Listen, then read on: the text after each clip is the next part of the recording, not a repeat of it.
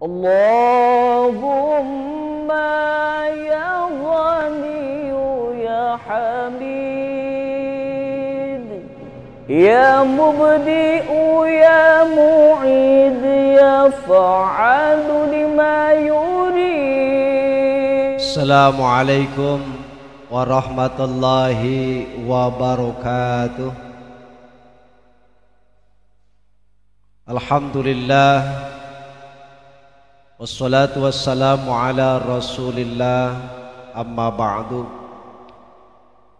Qala Allah ta'ala fi kitabil karim, a'udhu billahi minasyaitanir rajim. Bismillahirrahmanirrahim. Ya ayyuhalladzina amanu kutiba alaikumus syiyamu kama kutiba alal ladzina min qablikum la'allakum tattaqun ayyaman ma'dudat. Para pemirsa dimanapun berada, wabil khusus jamaah Masjid Baitur Ridwan, yang mudah-mudahan di hari Jum'ah yang mubarakah ini, di bulan Ramadan yang mubarakah ini, kita semuanya ada dalam maghfirah, rahmat, ridha dan barakah Allah Subhanahu wa ta'ala. Kaum muslimin rahimakumullah,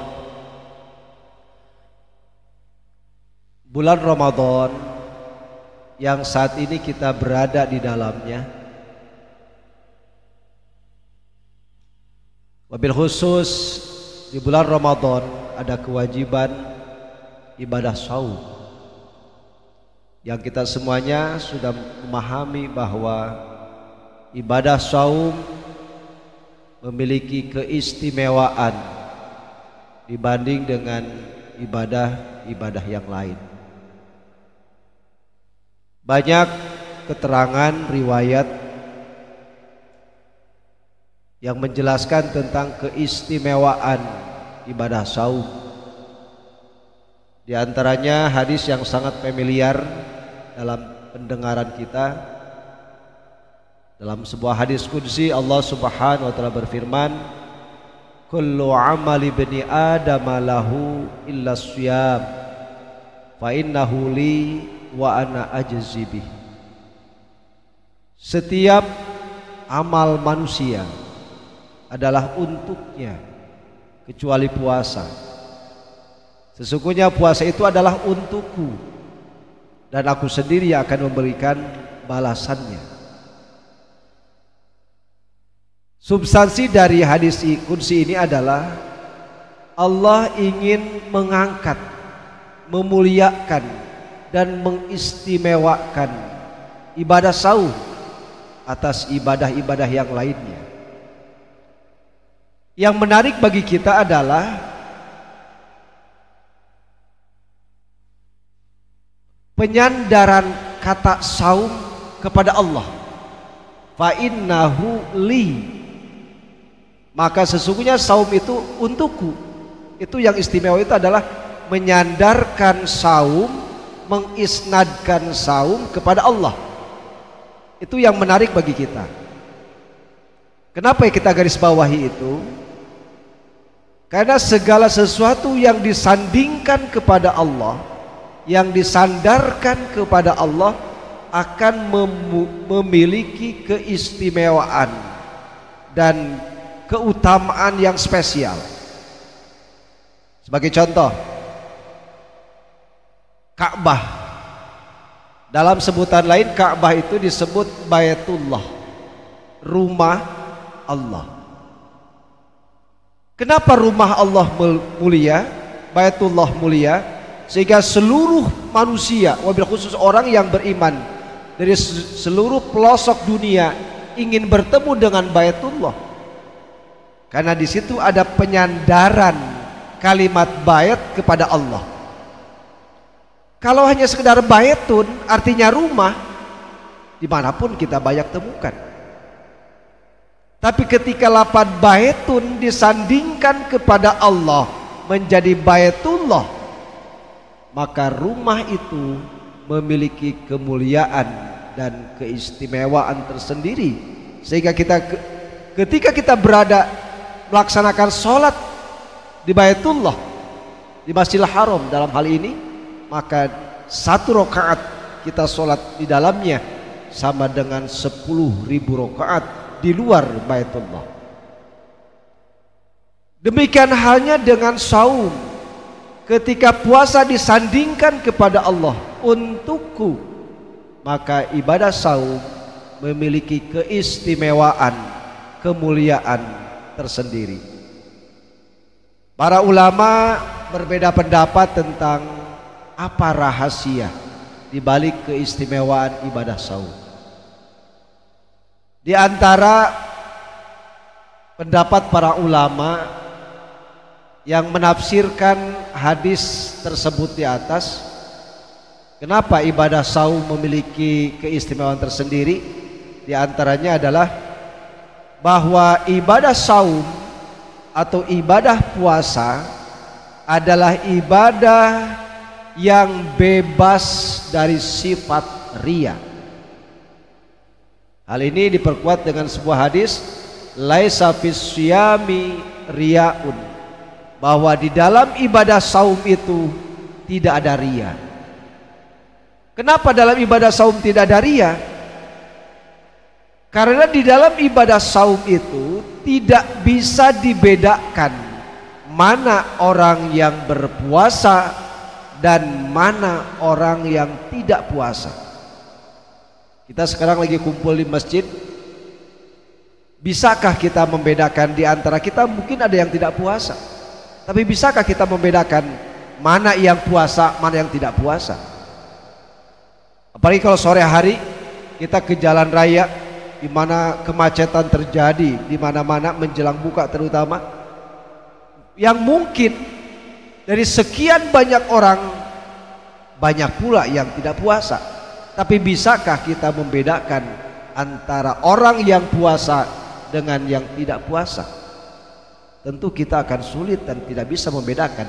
Berbeda dengan ibadah-ibadah lain. Ibadah sholat bisa dibedakan. Kita bisa membedakan antara orang yang sholat dengan orang yang tidak sholat. Zakat, kita bisa membedakan antara orang yang zakat dengan yang tidak berzakat. Ibadah haji, kita bisa membedakan antara orang yang melaksanakan ibadah haji dengan yang sedang tidak melaksanakan.